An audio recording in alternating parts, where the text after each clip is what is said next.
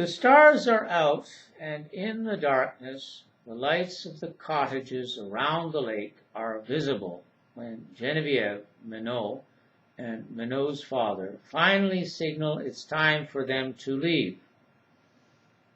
Everything has gone splendidly with the supper, and so too with everything afterwards. First of all, the wine flowed freely, and in truth both Geneviève and Minot drank enough that at a certain point they realized that if they were to get home safely, that is, in Minot's car, which of course they left behind in Perkins, they would have to pay attention to Professor Bedard, who seemed to be exceeding his limit. It was thus as a game to make sure he remained their designated driver that they started snatching away any glass of wine he had in front of him or even in his hand. At the same time, they weren't so serious about it. They didn't act as if they'd scored a point every time they did this and drained the glass themselves. A second intoxicating feature of the evening was the music. Given that the balcony of the Pavot cottage is equipped with 2 outdoor speakers, and that Professor Bedard made a generous gift to Frank's parents of 50 CDs selected from his immense and eclectic collection, which, to be honest, is also a bit eccentric in that it contains a whole section of songs dedicated to lakes or other pieces of music referring to them in any way whatsoever. There were more than a few moments, particularly later in the evening, that were a wonderful auditory experience. This was particularly true while the sun was going down and when turning into a large glowing ball, it hung over the horizon.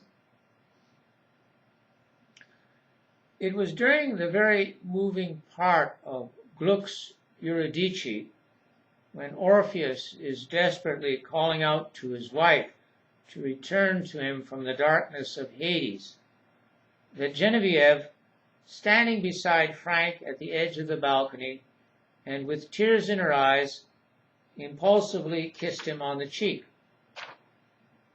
Then, meeting his look of wonder and confusion with a smile so caressing and yet tinged with sadness, she said only 2 words to him, 2 words that are normally so common that nonetheless went straight to his heart. An hour and a half later, after he has dropped off his precious guests at their car in Perkins, and while driving back to Lac de Plaisir in his truck, which his father and mother had used to get to the cottage earlier that afternoon, Frank's thoughts are troubled, even while still tied to Genevieve's kiss and lingering smile.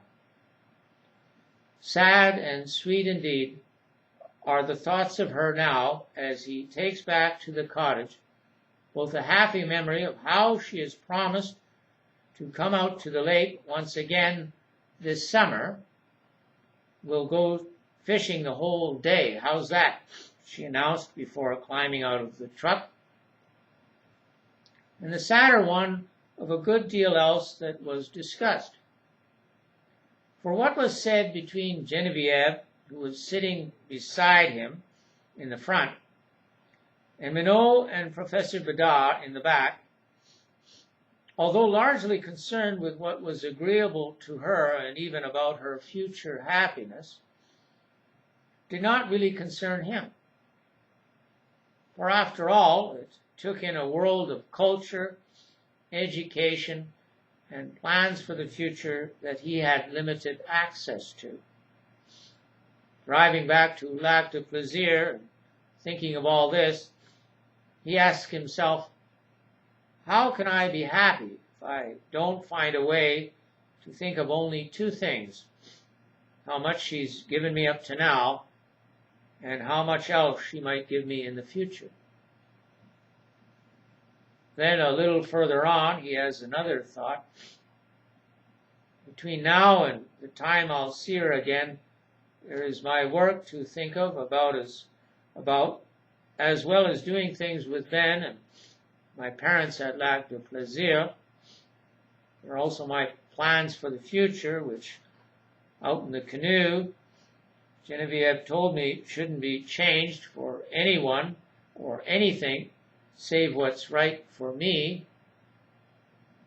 If you go to university, that's fine, she said. And if you don't go to university, that's fine too. What matters most is that you stay as you are, a good person.